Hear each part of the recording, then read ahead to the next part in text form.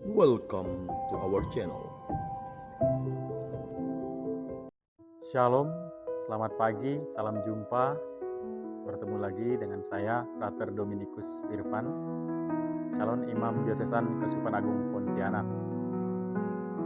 Dalam Renungan Riak Sabda, Sabtu 18 Oktober 2025. Hari ini kita merayakan pesta Santo Lukas Pengarang Injil.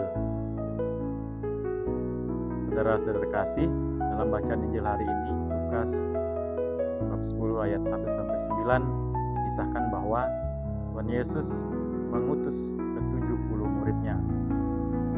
Pesan yang pertama-tama disampaikan adalah Shalom. Tuhan Yesus berkata bahwa jika kamu datang atau berkunjung ke rumah orang, sampaikanlah Shalom atau damai Tuhan menyertai rumah ini. Nah, ini adalah perintah yang dipesankan ataupun yang dibawa oleh para murid pertama-tama. Nah, apa makna ini? Merenungkan kisah perutusan 70 murid ini, saya teringat akan suatu peristiwa ketika saya diutus untuk pergi turne pelayanan Natal 2024 yang lalu. Nah, ketika di tengah pelayanan ada kala terjadi ketidaksesuaian antara jadwal yang dibuat ataupun dengan kehadiran umat yang datang, sehingga dapat menimbulkan ketidakcocokan dengan jadwal yang lainnya.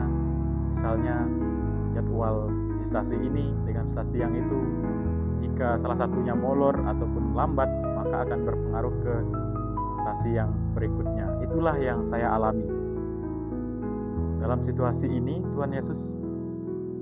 pesan Tuhan Yesus kepada para pewarta ataupun para muridnya adalah untuk mewartakan damai. Namun apa yang saya alami pada saat itu adalah saya merasa bingung, satu sisi juga tidak konsen terhadap pelayanan.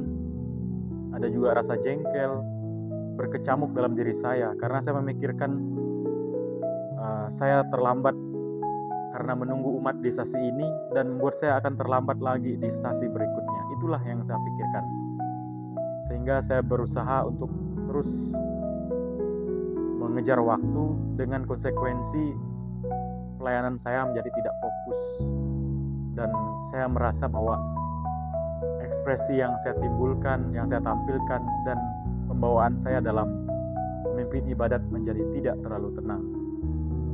Saudara-saudara kasih, inilah terkadang sesuatu yang kita jumpai sebagai seorang pewarta di lapangan itu bertolak belakang.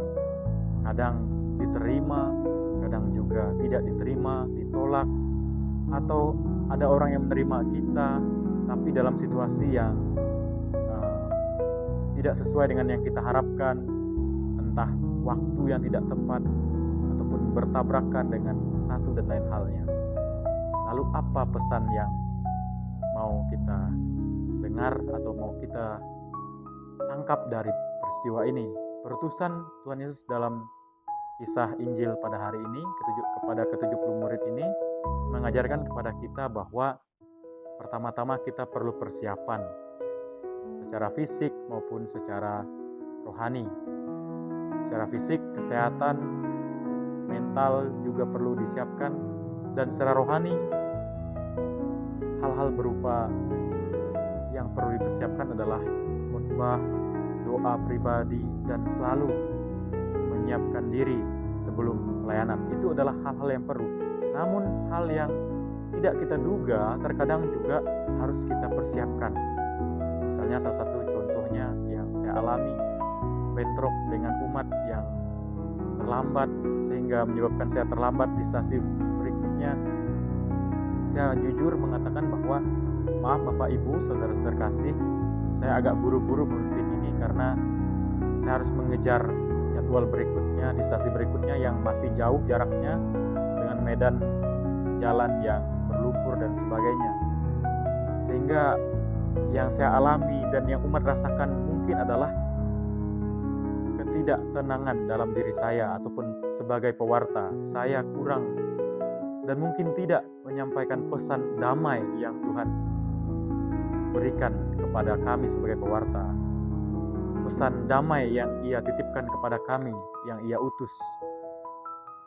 Oleh karenanya Bapak Ibu Saudara terkasih, pesan untuk mewartakan damai dan kerajaan Allah ini bukan hanya kepada kami sebagai pewarta, tapi kepada kita semua yang adalah murid-murid dari Tuhan Yesus itu sendiri.